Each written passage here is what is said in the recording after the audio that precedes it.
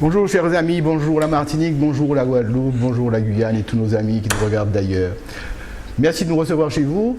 Aujourd'hui, journée exceptionnelle, la fête du yoga. Alors, ça paraît bizarre, hein, parce qu'on ne parle pas de yoga, une discipline qui paraît étrange, sur laquelle on a des soupçons de spiritualité particulière. Non, c'est pas ça. Et elle est capable aussi, cette discipline est capable aussi de faire la fête. Alors, il y aura la fête du yoga. Pour cela, j'ai deux invités. Akrita, que vous connaissez, qui est déjà venu sur ce plateau, qui est professeur de yoga, qui a un institut qui s'appelle Institut Akrita, où elle enseigne le yoga. Et comme elle enseigne le yoga, elle a emmené avec elle un étudiant en formation de professeur de yoga, Steve Martial. Bonjour. Bonjour. Bonjour à tous les deux. Merci d'avoir accepté mon invitation. Akrita, oui. Rappelle-nous un petit peu le yoga, c'est quoi? Alors, le yoga, c'est une discipline de vie, une philosophie de vie, mais aussi un ensemble de techniques, de moyens mettant à la disposition pour pouvoir s'épanouir, évoluer, grandir, être bien. On peut le définir comme une philosophie, comme un ensemble de moyens, comme une discipline d'épanouissement personnel. C'est tout ça à la fois. Mais pourquoi ces soupçons de spiritualité un peu particulière qui pèsent sur tout ce qui vient de l'Orient, en particulier sur le yoga? Je pense qu'il y a beaucoup d'idées préconçues, de fausses interprétations justement sur cette discipline qui est parfois et souvent trop méconnue et mal connue, surtout de la part de ceux qui en ont peur, qui ne le pratiquent pas, soit dans de bonnes conditions, et qui n'ont jamais fait l'expérience vraiment d'une bonne méthode de yoga. Donc autant de choses fausses qui peuvent tourner, véhiculer sur cette discipline qui est millénaire et vieille comme le monde. Qu'est-ce que ça veut dire, une bonne expérience du yoga? Parce qu'il y a de mauvaises expériences du yoga. Une bonne expérience du yoga, c'est quand la personne pratique dans de bonnes conditions, donc avec un bon professeur, expert à la matière, dans de bonnes conditions de pratique. Un bon professeur à la matière. Alors j'en ai un en face de moi. Comment on devient professeur de yoga?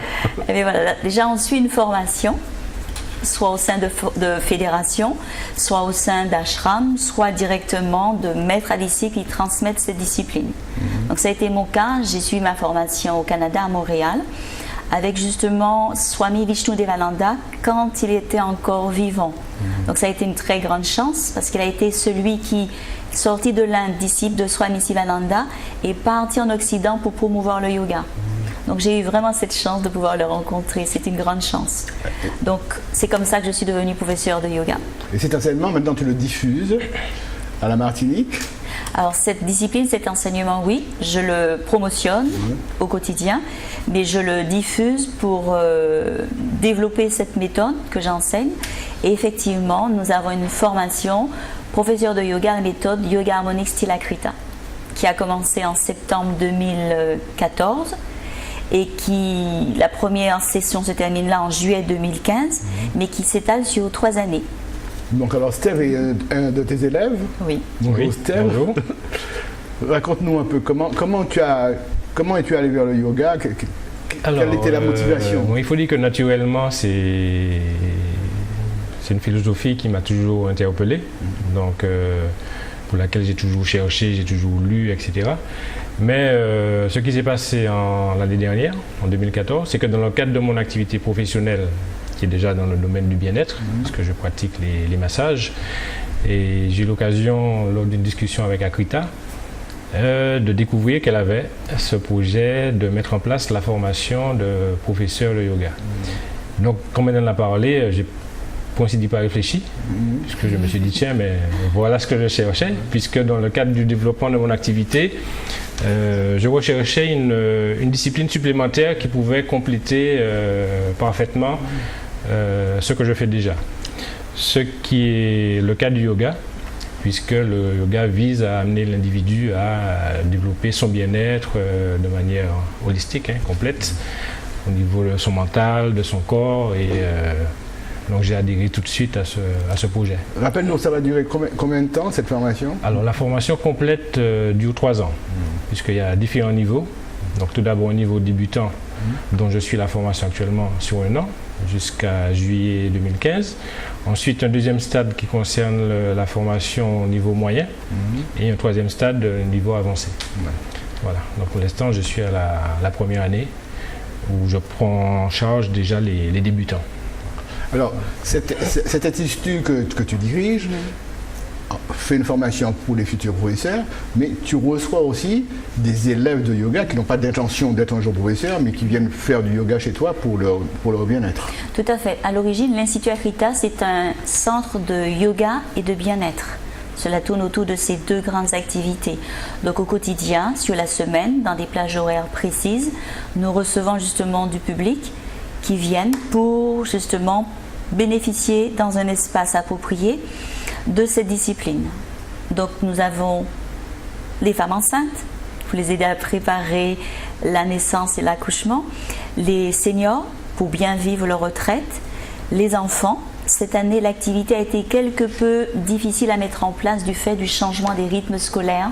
Certains qui pratiquaient déjà le samedi ont vu justement leur activité, on va dire, modifiée, perturbée, parce que maintenant ils sont en classe le samedi.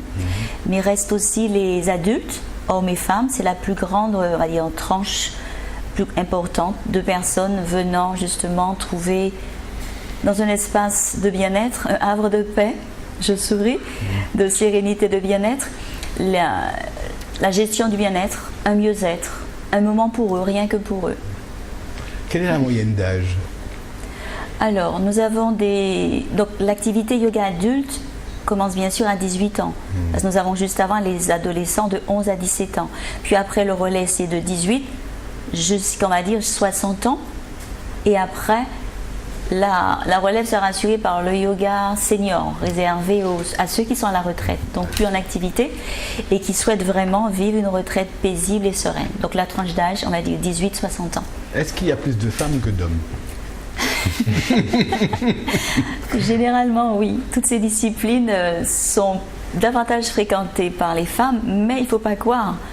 Il y a de plus en plus d'hommes maintenant qui viennent, qui suivent des cours de yoga, qui éprouvent le besoin justement de prendre soin d'eux, de s'accorder un moment pour eux, d'évacuer le stress. Voilà, donc je pense que ça va... Il y aura la parité là, donc je pense qu'il y aura même un équilibre. Un équilibre. Sur un cours d'une dizaine de personnes, on peut trouver 3 hommes.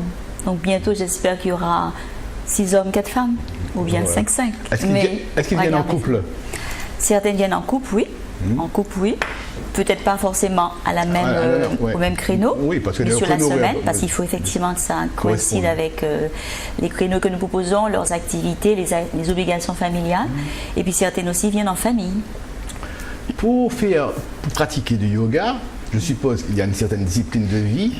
Est-ce qu'il y a un certain nombre d'heures de pratique pour pouvoir intégrer cela? Est-ce qu'il faut faire du yoga 1 heure par semaine, 3 heures? Comment ça se passe? Alors vous parlez du professeur ou du pratiquant? Du pratiquant. Du pratiquant. Alors, c'est vrai que la pratique pourrait être quotidienne, mais reste à savoir si elle peut se placer dans l'organisation de nos vies actuelles que l'on connaît entre la famille, le boulot, les activités sociales et autres. Mais une séance déjà par semaine de 2 heures, c'est déjà bien. 2 séances, ce serait vraiment l'idéal.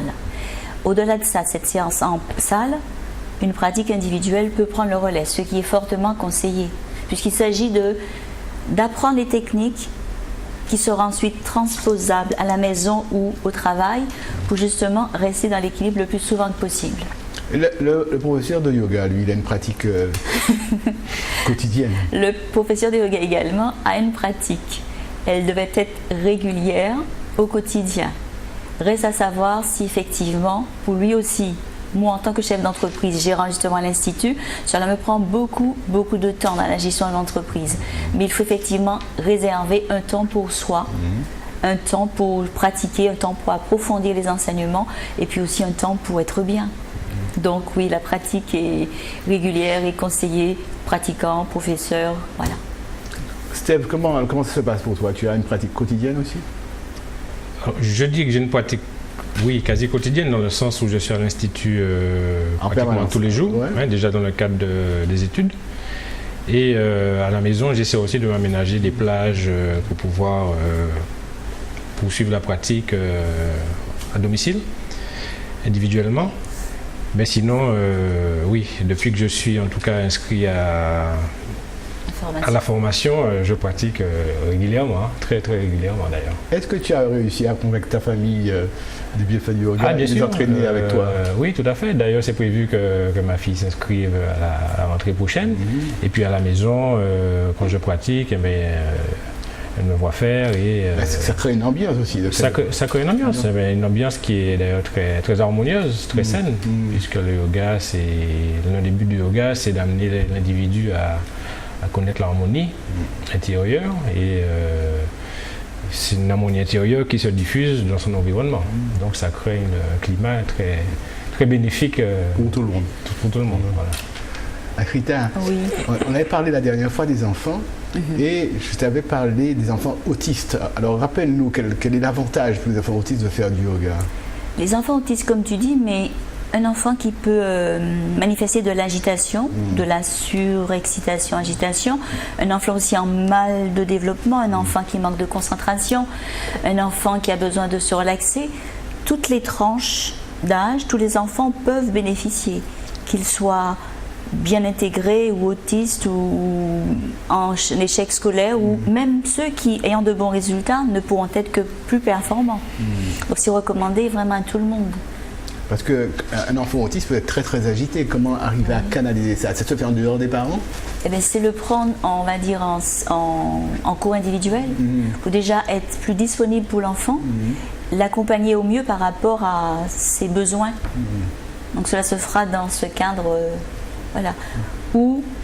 Et l'intégrer dans un groupe aussi, c'est une très bonne chose pour ne pas justement le couper, on va dire, du reste du monde de la société ou de son... Et c'est pour ça que je pense que faire du yoga, ça peut être intéressant, parce que c'est une façon de socialiser aussi. Socialiser, mais aussi aider l'enfant à se développer et trouver ses ressources, se développer, être bien, sans qu'il se sente exclu et sans l'exclure. Il a sa place et on doit l'accueillir. Alors, on parle du présent. Quels sont les projets de l'Institut Akrita? Qu'est-ce qui peut se préparer? Est-ce qu'il y a des choses futures, là, immédiates? Dans l'immédiat? Ouais.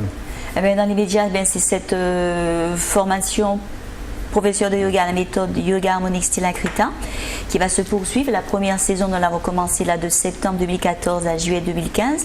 Elle va effectivement se poursuivre, comme le disait Steve, sur les 2 années à venir, puisque la première année, c'est moniteur de yoga. La deuxième année, c'est moniteur confirmé. Et la troisième, c'est professeur de yoga, donc qui est sanctionné par un diplôme rendre la personne apte justement à assurer les 4 niveaux de la méthode Yoga Harmonique Style Akrita. Alors, il y en a, donc ça c'est dans l'immédiat. Yoga Harmonique Style Akrita, parce qu'il y a plusieurs yogas. Il y a plusieurs méthodes de yoga. Il y a un yoga mais plusieurs méthodes. Voilà, le mot yoga veut dire union, harmonie. Donc mettre ensemble, rassembler. Et c'est vrai qu'il y a 4 grandes voies de yoga, je ne sais pas, on peut les resituer, oui, qui est la voie du karma yoga, qui est la voie de l'action désintéressée, le service désintéressé, la voie du jnana yoga, généralement les intellectuels et voilà, qui veulent pousser un peu plus, la voie du raja yoga, dont appartient justement le hatha yoga, qui est la voie la plus répandue dans le monde. Et c'est là que tu pratiques. Voilà, c'est le hatha yoga que nous faisons. Et puis le bhakti yoga, qui est la voie de la dévotion, de l'adoration, de la dévotion. Donc le hatha yoga faisant partie intégrante de cette grande voie qu'on appelle Raja Yoga, c'est un des 8 échelons de cette voie et c'est la forme la plus connue, la forme à laquelle tout le monde pratiquement débute cette discipline du yoga. Donc c'est du hatha yoga. C'est la méthode qui est enseignée en fonction de la sensibilité, la méthodologie du professeur de yoga qui fait des différences. Donc, mais il y a plusieurs méthodes de yoga, oui. Quelle est la relation qu'il y a entre la méditation et le yoga? Parce que souvent il y a des confusions. Oui, il y a des confusions, je le comprends fort bien.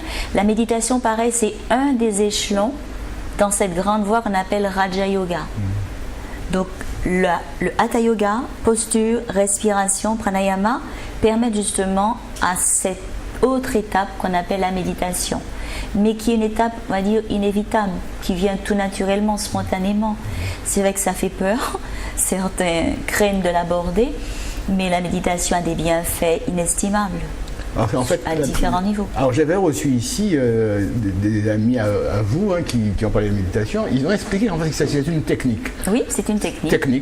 Technique. Donc c'est très technique. Il n'y a pas autre chose que ça, quoi. Non, c'est très technique. On apprend une technique. Voilà, on apprend une technique, on l'utilise pour développer plus de concentration, faire abstraction du monde extérieur et rentrer en soi-même, se connecter à sa conscience je suis et puis vivre le moment présent. Il y a tout bénef.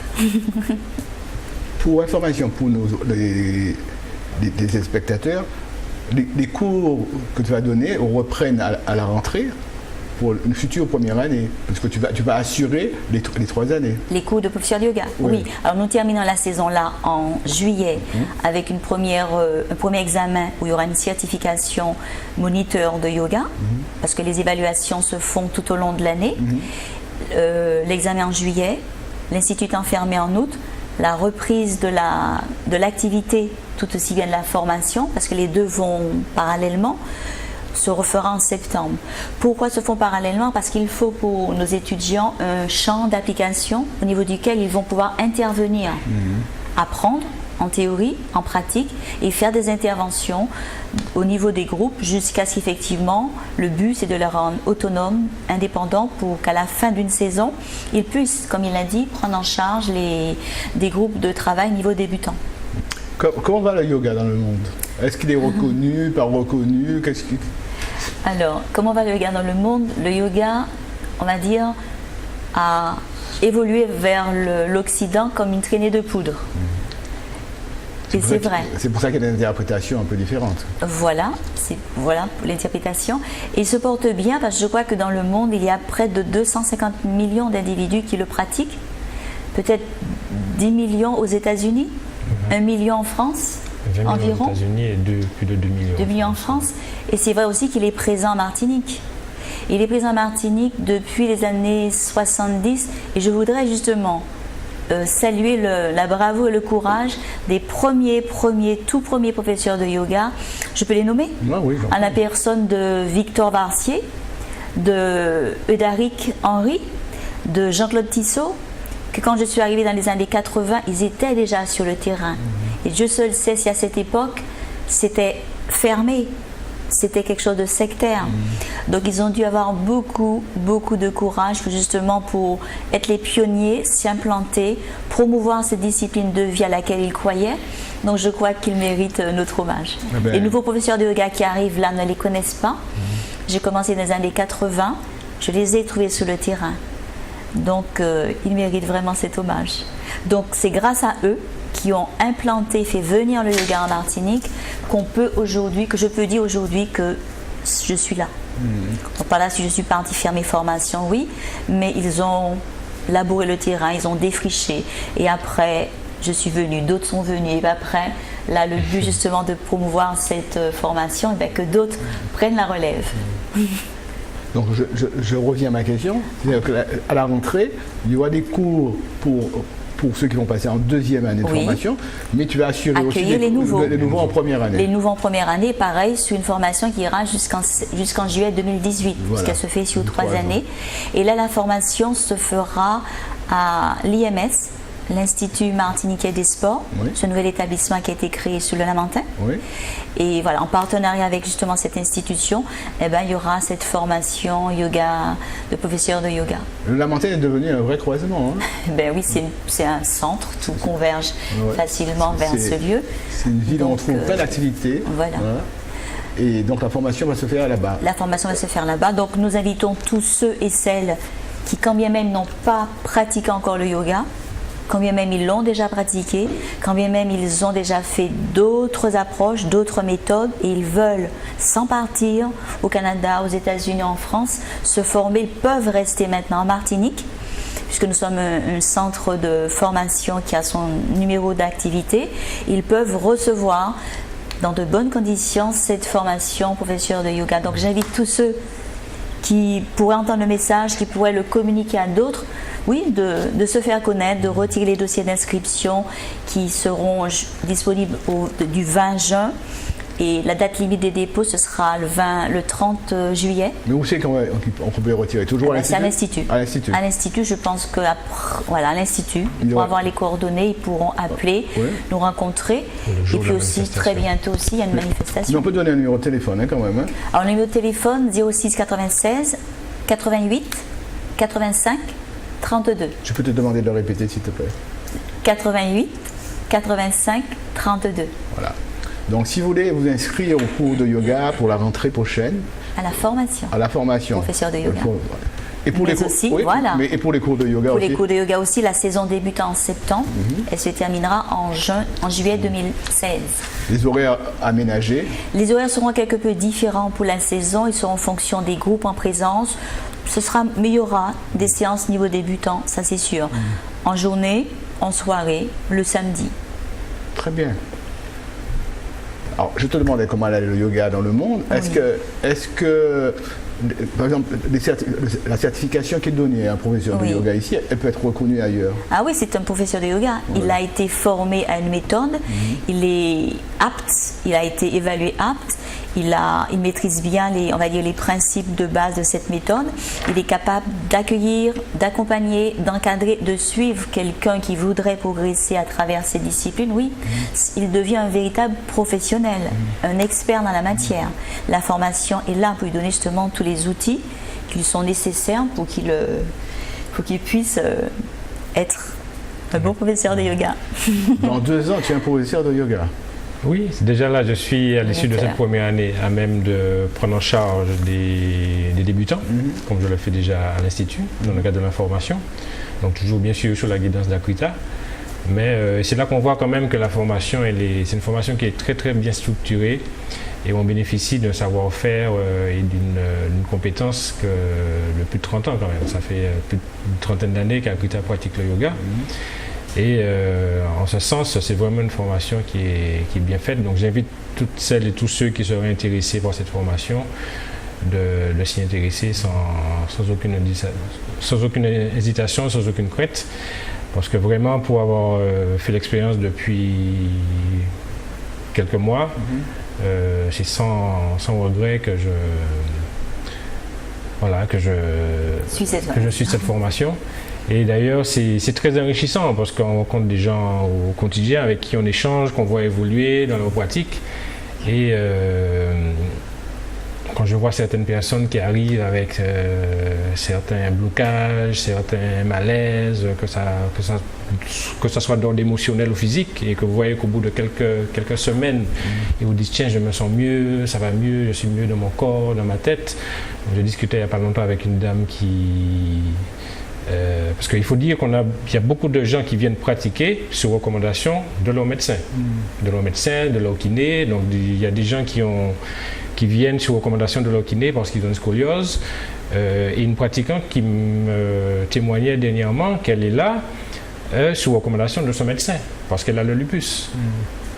Et que depuis qu'elle pratique, elle se sent beaucoup mieux avec ses articulations, elle a beaucoup moins mal. Et ces gens-là, ils deviennent accros.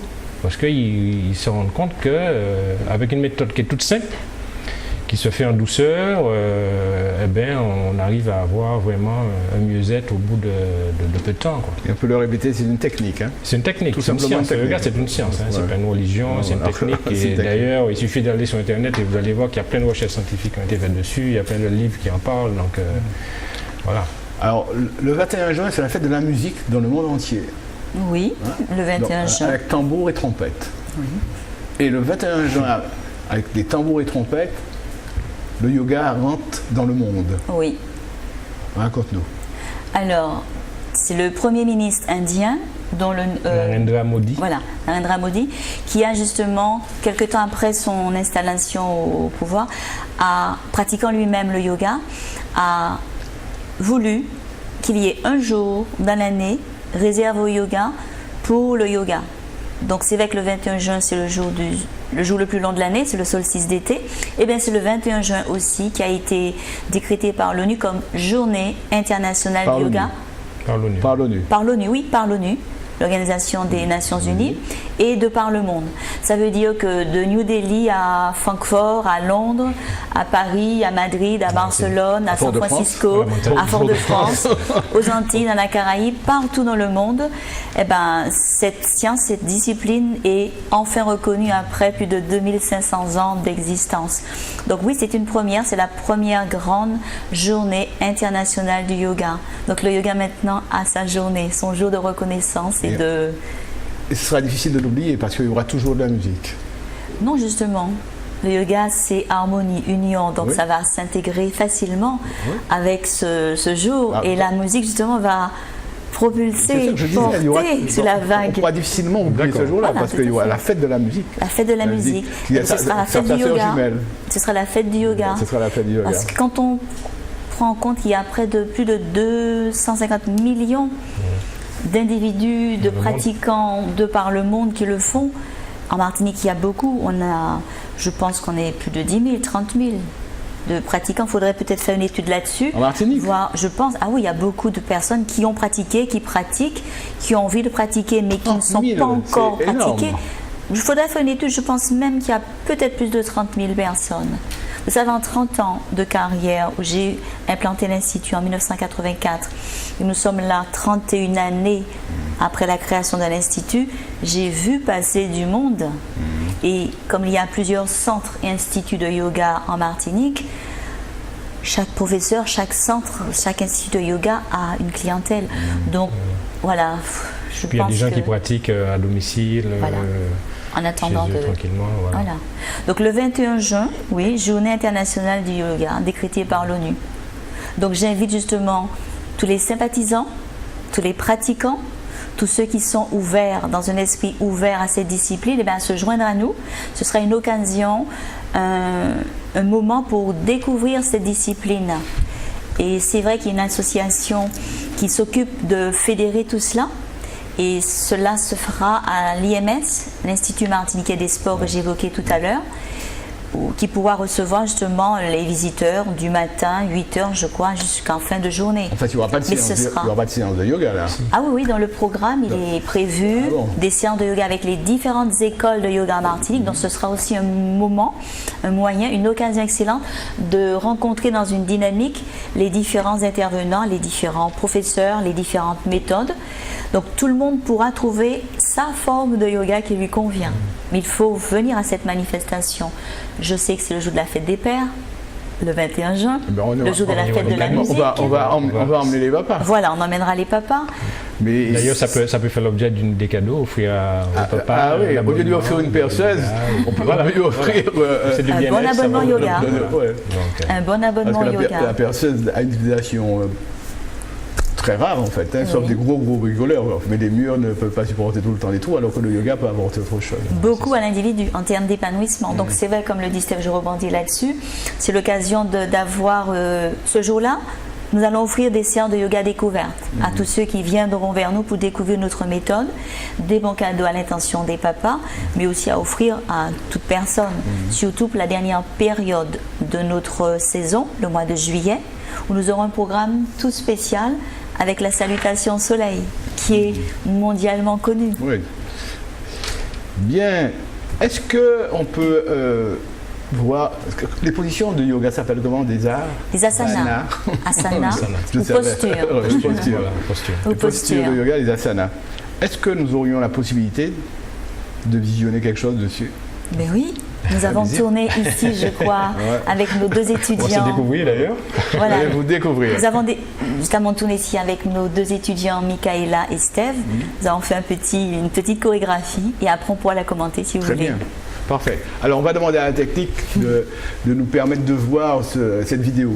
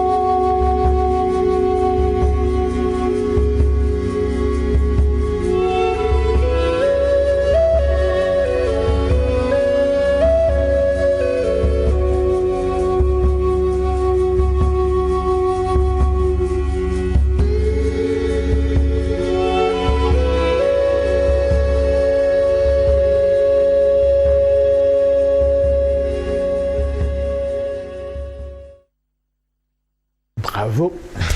Ça donne envie. Hein. Eh bien, on découvre également avec toi. Ouais. Oui. Ça donne vraiment envie. Tout à fait. Elles sont superbes ces images. Eh bien, c'est ça la méthode yoga harmonique style Akrita. Pourquoi ce nom? Tout dans la façon d'enseigner, la façon de pratiquer sera harmonieux. On ne va rien précipiter. On va être dans l'accord avec le mouvement, le ressenti, la respiration. Et pareil aussi dans la structure d'une séance, on va passer des exercices, l'échauffement, aux postures, à la rééducation du souffle, à la respiration, avec cette même harmonie. Je trouve ça tellement beau que je vais sûrement demander à la technique, à la fin de l'émission, un petit top pour nous repasser ça pour clore l'émission. Parce que c'est particulièrement beau. Avec plaisir. Eh bien, merci. En tout cas, j'ai apprécié justement mes deux élèves, Michaela et Steph. Et bien voilà. Mais le mérite revient à nos professeurs. Merci. Parce qu'elle a su nous enseigner son savoir. Merci. Et bien voilà, après quelques mois, de septembre à juin, et bien voilà ce que ça donne dans se mettre dans une posture, le vécu, rentrer ou sortir dans une posture. Eh bien c'est ça. Il y a une notion qui est très importante aussi dans la méthode harmonique Akrita, c'est la notion d'attitude positive, de pensée positive, la culture psychique qu'on doit adopter pendant la séance. Par exemple, lorsqu'on maintient une posture, comme on vient de le voir sur la vidéo, il s'agit intérieurement d'entretenir une pensée positive, du genre mon corps se détend de mieux en mieux, mon corps s'assouplit de plus en plus, ne pas se dire oh j'ai mal, etc. Donc tout ça fait que les gens qui pratiquent la méthode harmonique de yoga Akrita ont non seulement un bienfait au niveau du corps, mais aussi de leur esprit, de leur façon de penser, et ça dans la vie de tous les jours, puisqu'on apprend à penser correctement, positivement. Voilà, donc... Et c'est vrai ce que dit Steph, c'est une méthode, on va dire, psychocorporelle, qui ne va pas toucher seulement le corps, mais qui va aussi donner à l'individu qui le pratique les éléments d'un bon épanouissement personnel, en termes de développement personnel. Donc la pensée positive, l'objectif d'épanouissement personnel qui est présent dans toutes nos méthodes, que ce soit l'enfant, la femme enceinte, les seniors, les adultes, auront cette approche de développement personnel. C'est aussi un des éléments qui caractérise notre méthode. Aider l'individu à s'épanouir et à être bien. Est-ce que, là on a vu des futurs professionnels, oui. Mais est-ce qu'il y a tu as parmi tes élèves, des pratiquants qui viennent en cours, une bonne formation de professeur, est-ce qu'ils arrivent à avoir des postures comme celle-là?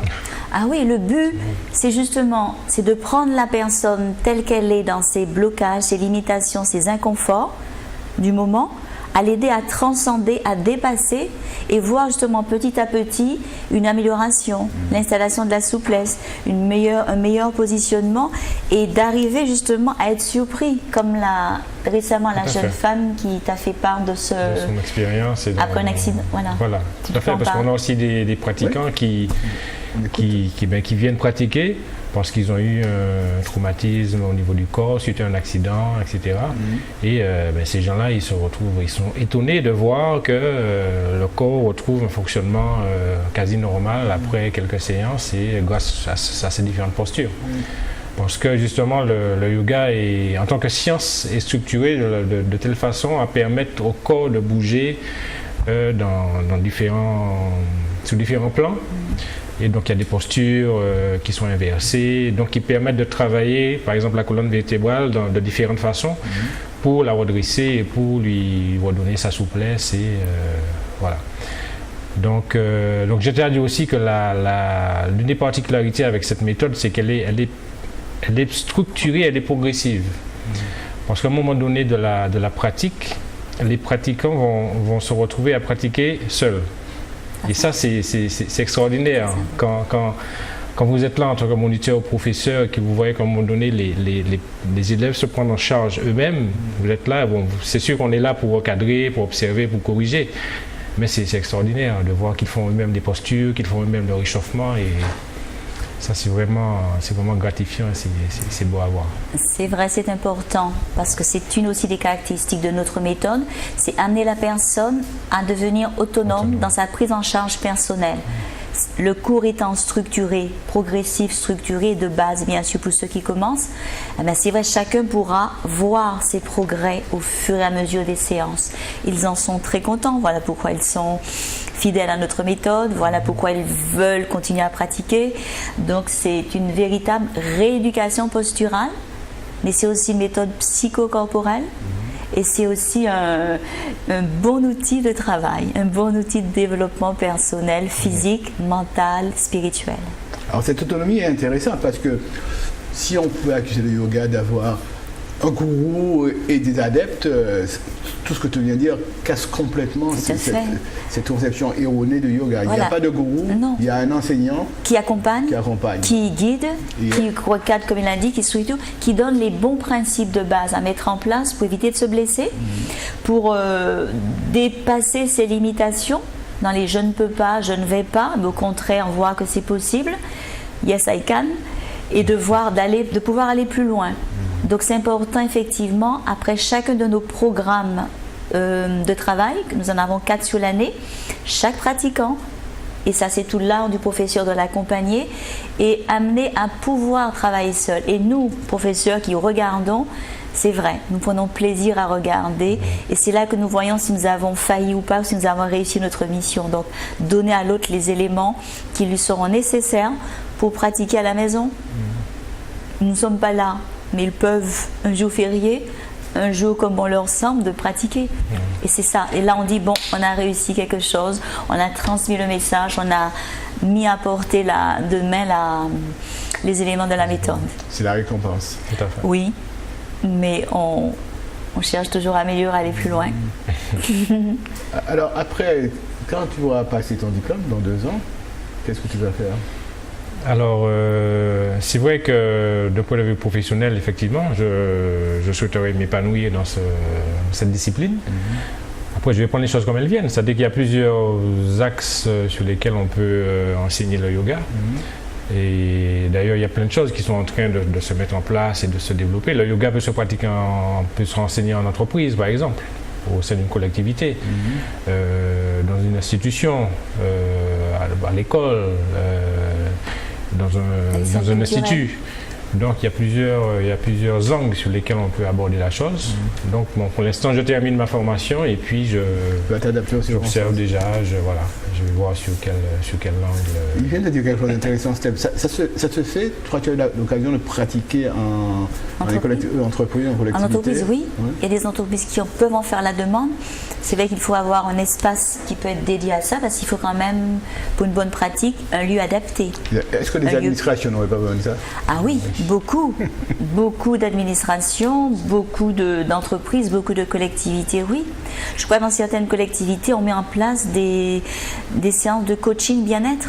Peut-être ça, que notre future collectivité en aura besoin. Oui. Ah oui, parce que la tâche qui les attend sera rude. Oui, pas seulement la future collectivité, mais toutes les entreprises, toutes les collectivités. Je vais dans une entreprise dont je ne vais pas nommer le nom, effectivement, et je vais vous dire, l'entreprise est tellement volontaire que nous pratiquons le yoga sous des tables. Et ça, je trouve ça merveilleux. On ne peut pas enlever les tables, et bien on le fait sous la table. Donc, non, il y a un besoin, il y a un réel besoin de gérer le bien-être, d'évacuer. Ah oui. C'est pas un chef d'entreprise comme tout le monde, celui-là. Hein. Ce chef d'entreprise est ouvert, ce chef d'entreprise comprend la nécessité, ce chef d'entreprise, voilà. Je suis sûr que dans cette entreprise-là, il n'y a pas beaucoup de congés de maladie, il n'y a pas de... Je ne sais pas, il faudra lui poser la question, mais si elle en fait, elle voit tous les bienfaits. Je signale, quand j'entends elle, c'est une femme. Hein, oui, c'est une femme qui m'a contactée, voilà. Donc elle, voilà. Et dans les écoles, comment ça peut se passer ? Est-ce que l'éducation nationale pourra accepter cela ? Ce serait bien qu'effectivement, que dans l'éducation nationale, parce que les enfants en ont besoin, les collégiens en ont besoin, les lycéens en ont besoin. Toute cette période, j'ai reçu beaucoup de lycéens qui allaient au bac. Il y a le stress à gérer, il y a la concentration, il y a la mémorisation pour retrouver fidèlement tout ce qu'ils ont appris, etc. Il y a ce stress de l'examen qui vient avec ce désir de réussir. Donc, à tous les niveaux de la société, pas seulement l'éducation nationale, dans la police, la magistrature, dans tous les milieux difficiles comme... des résultats qui qui prouvent que... Aux États-Unis, ça se fait peut-être? Oui, ça se fait beaucoup aux États-Unis. Dans les hôpitaux. Dans les Ça se fait hôpitaux, déjà. et il y a des initiatives personnelles. Moi, il y a certains instituteurs ou institutrices qui prennent leur initiative personnelle et qui font les enfants faire des exercices de relaxation, de De yoga. recentrage, oui. Voilà, bon, on attend le jour où ça va vraiment... Mais justement, cette journée internationale du yoga décrétée par l'ONU du 21 va faire, je crois, un boom Tout à fait. dans le domaine du yoga. Va lever beaucoup de préjugés, va clarifier les choses.